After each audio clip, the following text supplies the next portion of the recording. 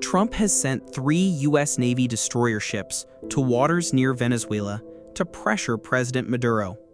The USS Gravely, USS Chase and Dunham, and USS Sampson, along with 4,000 military personnel, are arriving at the edge of Venezuela's territorial waters.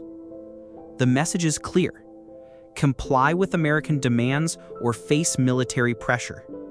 But while Washington calls Maduro a dictator who must go, they have no problem supporting actual dictators elsewhere, as long as they serve U.S. interests. Let me show you this pattern of hypocrisy. Venezuela controls 18% of global oil reserves and sits at the crossroads of South America and the Caribbean, making it one of the most strategically important nations in the Western Hemisphere. For decades, the U.S. and Venezuela were close partners. American oil companies pumped Venezuelan crude, and Caracas was a reliable ally. But that all changed in 1999 when Hugo Chavez came to power promising to break free from American influence. Before Chavez, Venezuela was what Washington loved: a compliant oil supplier with a pro-American government. U.S. companies like ExxonMobil had massive operations there, and Venezuela reliably voted with America in international forums. But Chavez had different plans. He aligned with Cuba's Fidel Castro, sold oil to China and Russia, and used Venezuela's oil wealth to fund anti-American governments across Latin America. Most dangerously for Washington, he showed other nations they could resist U.S. pressure and survive. This is where American double standards become crystal clear. When Chavez won democratic elections, the U.S. immediately began calling him a dictator. But let's look at who America was supporting at the same time. In Egypt, the U.S. backed Hosni Mubarak for 30 years, a man who never held a free election and tortured political prisoners. In Saudi Arabia, Washington has supported the Saud family's absolute monarchy for decades, where women couldn't even drive until 2018. In Pakistan, military generals who overthrow elected governments receive billions in U.S. aid. The pattern is obvious. If you serve American interests, your human rights record doesn't matter. If you resist, you're suddenly a threat to democracy. In 2002, Venezuelan military officers attempted to overthrow Chavez. Within hours, the Bush administration recognized the coup government before they even knew if it would succeed. When the coup failed and Chavez returned to power, the U.S. claimed they had nothing to do with it. But documents later revealed that the CIA had funded opposition groups, and American officials met with coup plotters weeks before the attempt.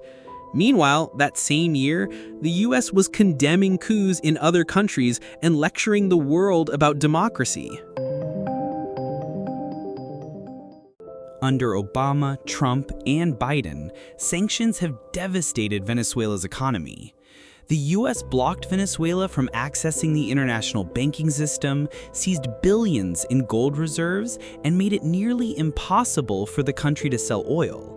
These sanctions haven't removed Maduro, they've made ordinary Venezuelans poorer while the government elite remain in power. Yet, the same American presidents imposing these sanctions continue selling weapons to Saudi Arabia as it bombs Yemen, and maintain close ties with Kazakhstan's dictator, Kassym-Jomart Tokayev.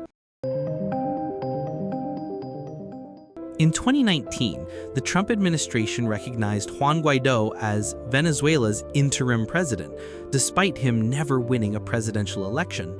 Guaidó had been elected to the National Assembly, but Washington decided he was somehow the legitimate president of the entire country. Imagine if Russia declared that Nancy Pelosi was the legitimate president of the United States because they didn't like Biden. America would call it an act of war, but when the US does it to Venezuela, it's supporting democracy. Today, as energy prices soared due to the Ukraine war, the Biden administration was quietly talking to Maduro about buying Venezuelan oil. But now Trump is back in office, and instead of diplomacy, he's sending warships. Meanwhile, look at Pakistan, a perfect example of this hypocrisy. Imran Khan, the former prime minister who actually won elections, was sentenced to 14 years in prison in January 2025 on what human rights organizations call fabricated charges designed to destroy him politically. He's been jailed since August 2023, along with his wife, facing dozens of trumped-up cases in military-controlled courts. His sister Alema Khan attends these hearings, but the military has even abducted 2 of her sons to intimidate her and the family. I don't think, and they took away the CCTV screen that's, I think, in our kitchen. They normally take that away. They took away some of the CCTV cameras, but there was one camera that was outside the kitchen where they entered from. And there's clear footage of these men coming in with guns. There were lots of men. And that is what some of these youngsters put on the social media. That's when the police acknowledged that they've abducted him. To court. How would you handle prison? I survived an attempt. I'm really lucky to be alive. So, I mean, prison will be, I guess when it comes to it, I'll go to it. But if I don't fight for my country, who will? All of this is orchestrated by Pakistan's military dictator, General Asim Munir, who runs the country behind the scenes.